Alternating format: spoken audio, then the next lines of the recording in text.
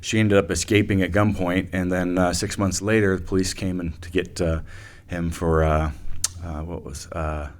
poaching.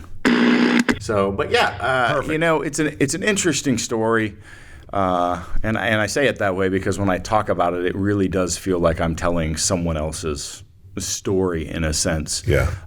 Because I try to believe that I am who I am now. Like, I know that stuff had an impact on forming who I am, but at the end of the day, you're not defined by things that have happened to you. Right. Tough times. I'm not negating, like, you may have had something traumatic happen to you and it's going to have some sort of influence on you, but you are defined as a person by your choices and your reactions to things. So it's really, at any given day, like today in this world, you are who you decide to be. And that's a really important distinction to understand. So you don't necessarily need a crazy backstory, but you also, if you've got some big, bad, gnarly things back there, that's not who you are either. And you're saying there's some boogeyman in the closet that's forcing you to make decisions that you would otherwise want to make for yourself. Right. Yeah. So I just want to lay that out before kind of jumping into the story. But the long and short is I grew up homeless. We're talking dirt poor, like poor that a lot of people don't know today. Family of 6, or living on less than $5,000 a year, homeless in the mountains, killing animals and foraging for food for a living. I mean, literally at 6 years old, I think this is the intro to my book, I'm being taught how to capture and hold live rattlesnakes because they were all around. And we didn't have tents even at this point in time. We had beams lashed up in the trees where our bedding was at night because there were so many rattlesnakes around. They're not going to climb the trees. There was no roads. We had to hike out to a road. In fact, I had a younger brother and a younger sister, and my third sibling, another sister, was born at the time. My mom had to hike out to the gravel road in the mountains. First vehicle to come by to pick her up was a dump truck. She climbed into the back of the bed of the dump truck, and they drove her into the little town. Wow. Little town of Potter Valley, if anybody wants to look that up. And that was the closest place. And drove to the hospital, and she climbed out the bed of the truck and went into the hospital and birthed my sister.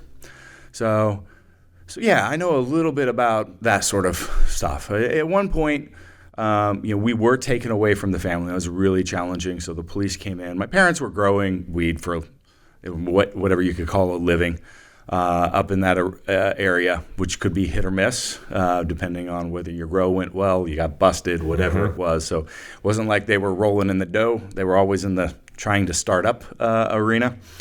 And the police came in, took all of us siblings away, took our parents away. They actually didn't find any of the grow sites. It was a pretty crazy story.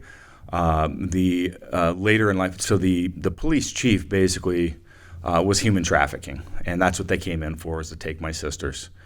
And my mom figured this out. Half the police department, all got busted. The man that had my sisters was busted as he was boarding a plane to leave the country.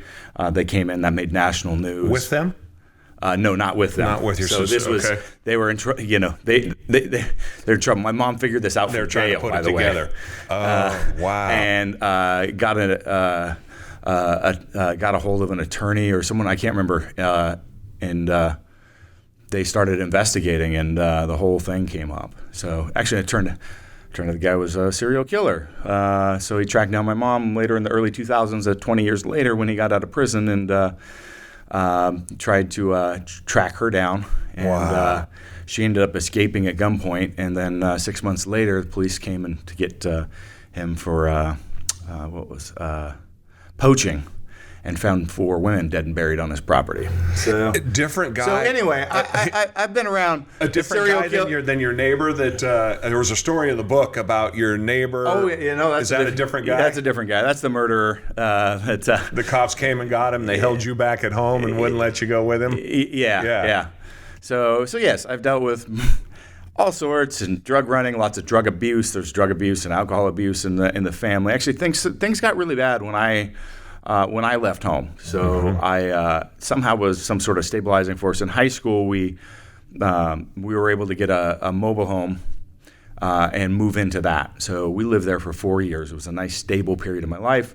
It didn't have a kitchen. It didn't have doors, things, windows that close, that sort of stuff. But it had running water, it had electricity, and we threw some plywood up and threw up some sinks, a sink, and had as best we made best. You we had could. some consistency though for your high school years, I had some consistency. as ugly as it might have been. Yeah. Right. So I ended up graduating valedictorian, a state level athlete, and it's a small school, so it probably doesn't count that much. But How does that?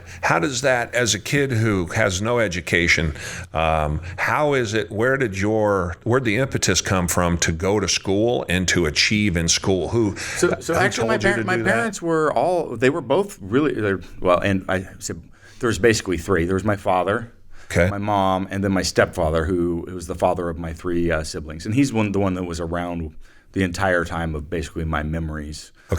Through childhood. And so my father, he was a member of Mensa. He was very, very smart, well-read. He suffered with depression that runs in his family. I think he attempted suicide 7 times. I witnessed a couple of them. So he suffered with that. My grandma, same thing, shotgun to the head, and her brother. Anyway, not to get into other stuff, but that stuff runs in the family. Right. So he wasn't successful in life. He really struggled with that and alcoholism his entire life.